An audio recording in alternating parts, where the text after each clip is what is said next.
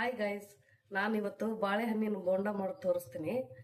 ಮನೆಯಲ್ಲಿ ಬಾಳೆಹಣ್ಣು ಕೆಟ್ಟು ಹೋಗಿದ್ರೆ ಏನು ಮಾಡ್ಬೇಕಪ್ಪ ಅಂತ ಚಿಂತೆ ಮಾಡೋ ಅವಶ್ಯಕತೆ ಇಲ್ಲ. ಅದಕ್ಕೆ ನಾನು ಬೋಂಡ ಮಾಡೋದು ಹೇಳ್ಕೊಡ್ತೀನಿ ಇವತ್ತು. ನಾನು 2 ಬಾಳೆಹಣ್ಣು ತೊಗೊಂಡಿನಿ. ಪೂರ ಹಣ್ಣಾಗಿ ತಗೋಬೇಕು, ಕಾಯಿ ಇರಬಾರ್ದು. ಅವನು ಸುಲಿದ್ಬಿಟ್ಟು ಹಾಕೋಬೇಕು.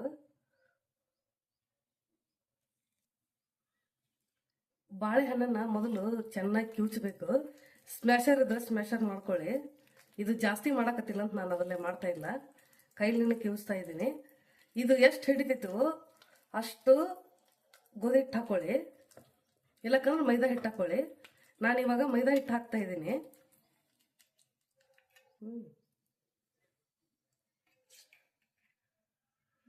ನಾ 2 ಸ್ಪೂನ್ ಹಾಕಿದ್ದೀನಿ.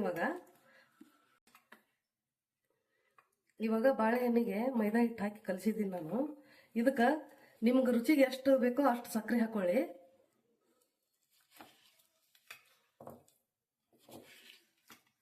ಬಾಳೆಹಣ್ಣು ಸ್ವೀಟ್ ಆಗಿರುತ್ತೆ, ಬೇಡ ಅಂದ್ರೆ ಸ್ಕಿಪ್ ಮಾಡ್ಕೊಳ್ಳಿ. ಸ್ವಲ್ಪ ಕಾಯಿ ತುರಿ ಹಾಕ್ತಾ ಇದ್ದೀನಿ, 1-2 ಸ್ಪೂನ್ ಅಷ್ಟು. ಕಾಯಿ ತುರಿ ಇಡ್ಲಿಕ್ಕೆ ಸ್ಕಿಪ್ ಮಾಡ್ಕೊಳ್ಳಿ. ಇದಿನ್ನೂ ಹಿಟ್ಟು ನೀರಾಗಿದೆ. ಇದಕ್ಕೆ ಇನ್ನೊಂದು ಸ್ಪೂನ್ ಅಷ್ಟು ಮೈದಾ ಹಿಟ್ಟು ಹಾಕೋಣ.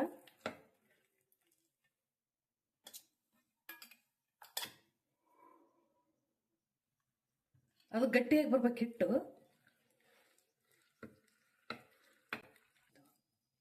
ಇದಕ್ಕೆ ಒಂದು ಚಿಟಿಕೆ ಅಷ್ಟು ಏಲಕ್ಕಿ ಪೌಡರ್ ಹಾಕೋಣ.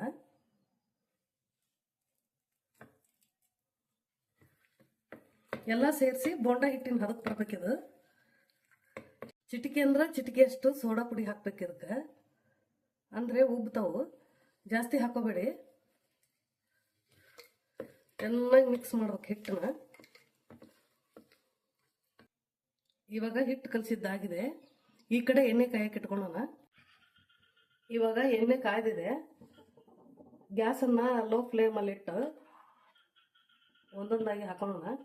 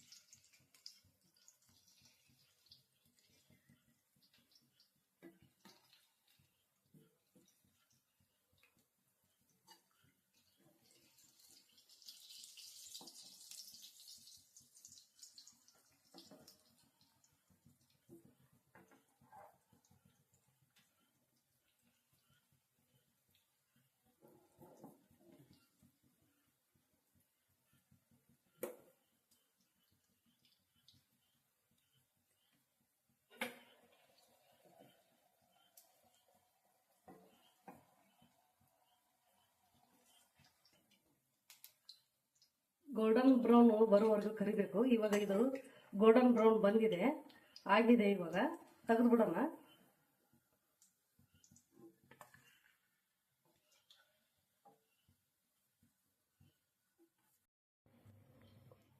ಇವಾಗ ಬಾಳೆಹಣ್ಣಿನ ಬೋಂಡ ರೆಡಿ ಆಗಿದೆ. ಇದು ಮಕ್ಕಳಿಗೂ ಚೆನ್ನಾಗಿರುತ್ತೆ, ದೊಡ್ಡವ್ರಿಗೂ ಚೆನ್ನಾಗಿರುತ್ತೆ. ಅಷ್ಟು ಸ್ವೀಟೂ ಇರೋದಿಲ್ಲ. ಒಮ್ಮೆ ಟ್ರೈ ಮಾಡಿ ನೋಡಿ, ಕಮೆಂಟ್ ಮಾಡಿ.